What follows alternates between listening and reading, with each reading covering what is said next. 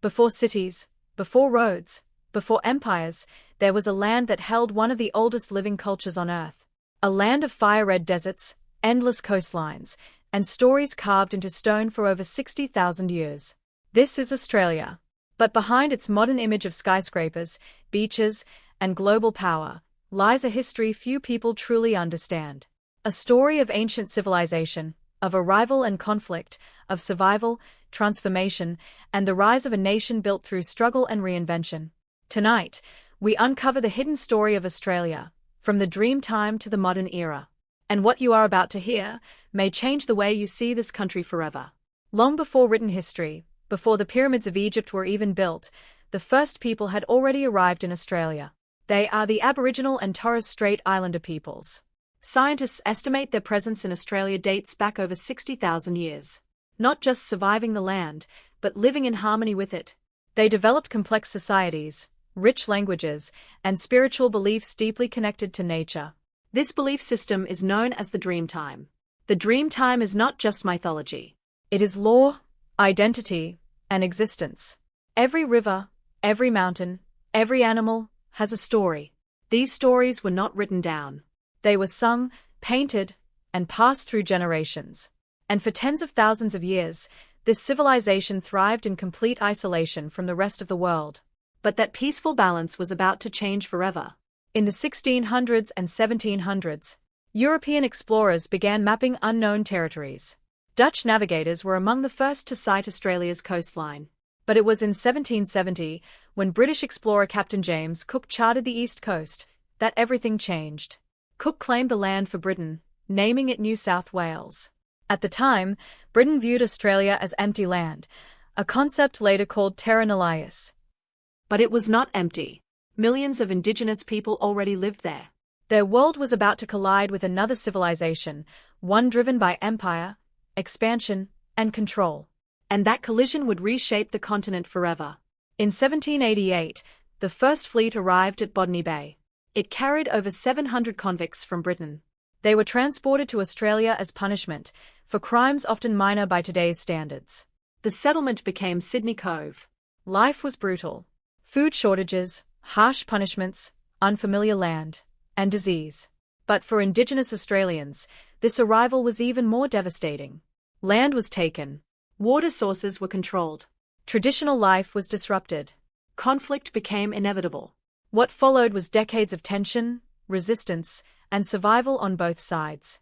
Australia was no longer just a distant land. It was becoming a colony. In the 1850s, everything changed again. Gold was discovered in New South Wales and Victoria. News spread around the world like wildfire.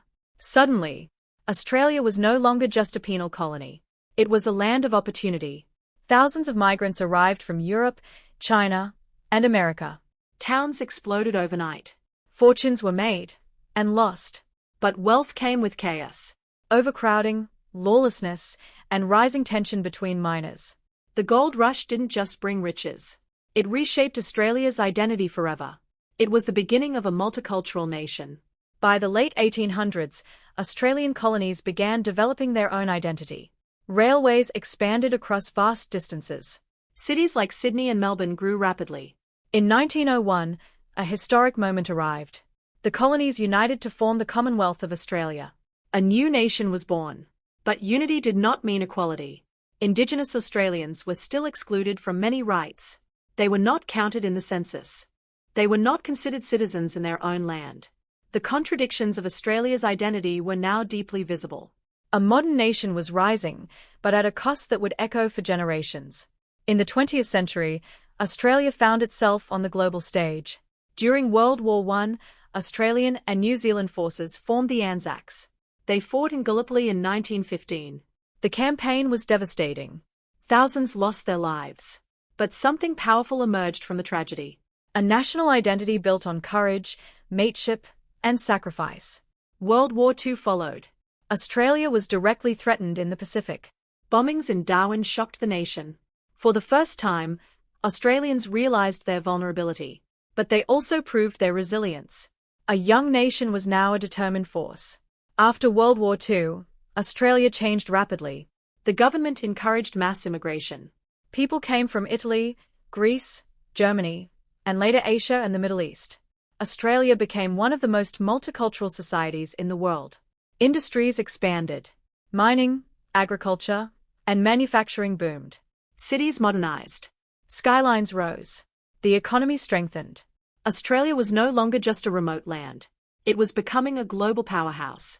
Today, Australia is known for its stability, prosperity, and natural beauty. It is home to world-famous landmarks like the Sydney Opera House and the Great Barrier Reef. It has one of the strongest economies in the world. But beneath the surface, history still lives. Indigenous communities continue to preserve ancient traditions. Reconciliation efforts are ongoing. Australia's identity is still evolving. It is a nation built on both ancient wisdom and modern ambition. A place of contrast. A place of complexity. A place still writing its story. But there are still stories often left untold. The struggles of Indigenous communities. The impact of colonisation. The loss of languages and traditions. And the ongoing journey toward recognition and healing. History is not just about the past. It is about understanding the present and shaping the future.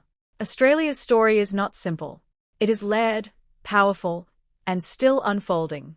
From the dreamtime stories of ancient peoples, to the arrival of ships that changed everything, to a modern nation built on diversity and strength, Australia's history is not just a timeline. It is a living narrative, a reminder that every nation is shaped by both light and shadow. And perhaps the greatest lesson of all is this: a country is not defined by its past alone, but by how it chooses to remember it and how it moves forward.